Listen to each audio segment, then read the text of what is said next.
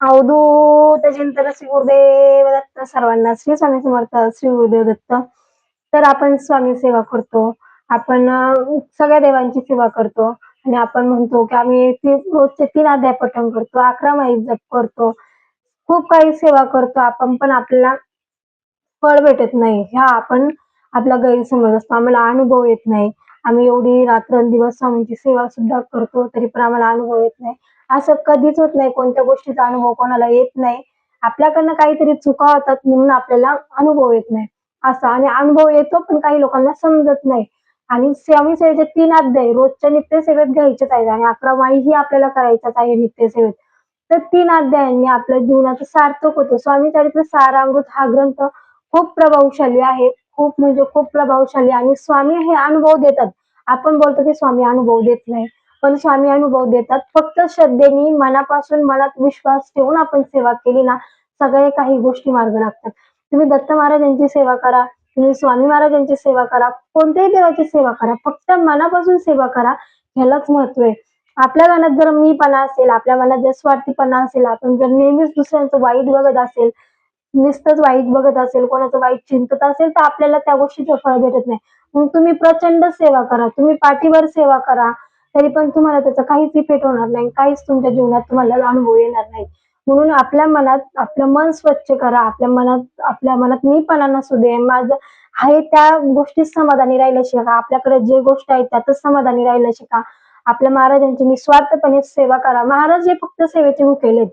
महाराज कशाचे भुकेले नाही. तुम्ही काय दाखवताय, कोणता नैवेद्य दाखवताय, कोणती सेवा करताय, रोज अगरबत्ती लावताय का, निरंजन लावताय का, गुरुवारी तुपाचा दिवा लावताय का, महाराज हे नाही बघत. महाराज निस्वार्थ मनाने केलेली सेवा बघतात. मग तुम्ही एक दिवस तुपाचा दिवा नका लावू एखाद्या गुरुवारी, पण त्याच जागी तुम्ही 11 माळी जप करा, पूर्ण सारामृत वाचा. किंवा महाराज हे सेवेचे भुकेले आहेत. महाराज हे कोणत्या गोष्टीचे भुकेले नाहीत. तुम्ही काय नैवेद्य दाखवलं ह्याचे भुकेले नाहीत. सेवा करा. महाराजांच्या सेवा रुजू करा. कोणत्याच गोष्टीची तुम्हाला जीवनात कमी पडणार नाही. आणि तुम्ही म्हणसाल की ह्याचं वाईट झालं, त्याचं वाईट झालं, पण अशा गोष्टी नसतात. आपल्या स्वतःचं चांगलं होण्यासाठी आपण स्वतः निस्वार्थपणाने सेवा करा.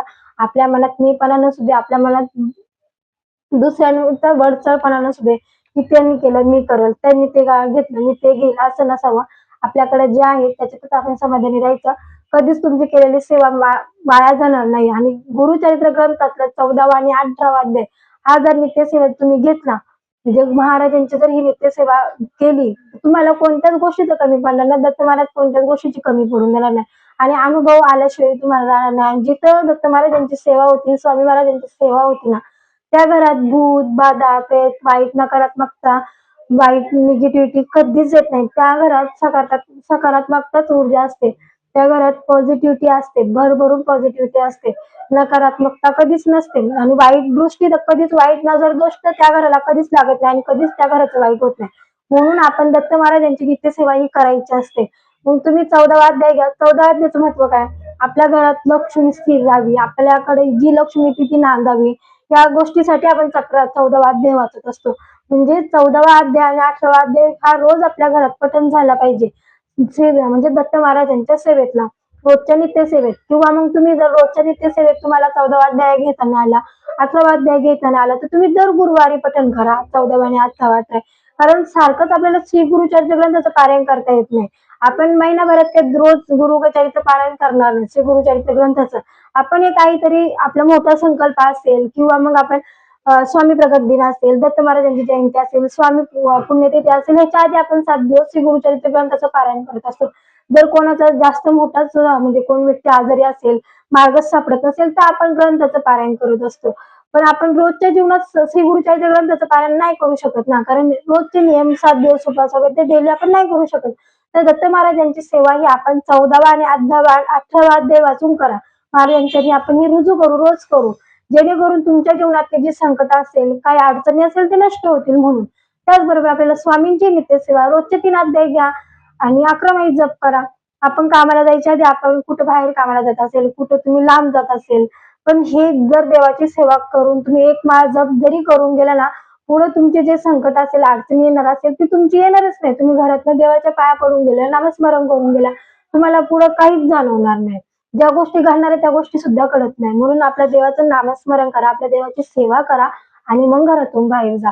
एक माळ का होईना ती करून आपल्या घरातून बाहेर पडा. कधी देवाचं नामस्मरण केल्याशिवाय घरातून बाहेर जाऊ नका. देवाचा छानपैकी आशीर्वाद घ्या.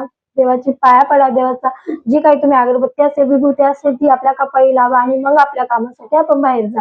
तर त्या असं जर केलं ना डेली तर आपल्या घरात काहीच कमी पडणार नाही आणि कोणत्या गोष्टीची तुम्हाला कमतरता भासणार नाही. आनंदाने म्हणजे खुशीने आपण जीवन जगू आपलं जे आहे ते. अशा प्रकारे आपल्या दत्त महाराजांची सेवा करायची, स्वामी महाराजांची सेवा करायची. आता सर्वांनाच माहिती आहे 20 मार्चला आहे प्रगट दिन. तर प्रगट दिनच्या आधी आपल्याला काही ना काही 21 दिवसांची म्हणा, 7 दिवसांची म्हणा, 5 दिवसांचीच म्हणा सेवा आपल्याला महाराजांच्या रुजू करायची असते. मग ती तुम्ही स्वामी चरित्रसारामृतची करा, 14व्या अध्यायाची करा, 18व्या अध्यायाची करा किंवा मग श्री गुरुचरित्र ग्रंथाची करा. कोणती ना कोणती सेवा ही महाराजांच्या आपल्याला रुजू करायची आहे. संकल्पयुक्त करा, निस्वार्थ मनाने करा. जर तुमचा संकल्प नसेल तर म्हणजे संकल्पयुक्त कसं संकल्पयुक्त केली म्हणजे आपण बांधलं जातो त्या गोष्टीची, म्हणजे महाराजांची आपली गाठ बांधली जाते. आपल्याला एक संकल्प केला म्हणजे आपल्याला मनात असतं ठाम की आपण संकल्प केला ह्या तारखेवर संकल्प केला ह्या वेळेत आपलं वाचन झालं पाहिजे.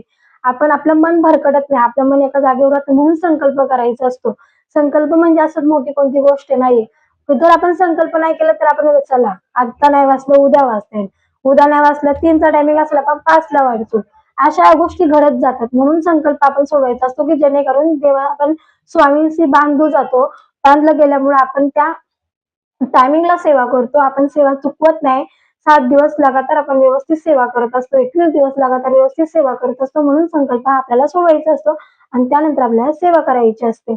अशा प्रकारे तर संकल्प म्हणजे असं वेगळं काही नाहीये. तर नंतर आपण तुम्ही जर 11 माळी जपची सेवा करत असेल संकल्पयुक्त प्रगट दिनपर्यंत तरी पण चालेल. 7 दिवस आपलं म्हणजे जीवन आपलं कामावरच्या महिला असतात त्यांना 21 दिवस जमत नाही. त्यांनी 11 दिवसाची करा. ज्याला 11 दिवस जमत नाही 7 दिवसांची करा, 5 दिवसांची करा. पण सेवा काही ना काही प्रगट दिनच्या आधी स्वामींच्या रुजू करा.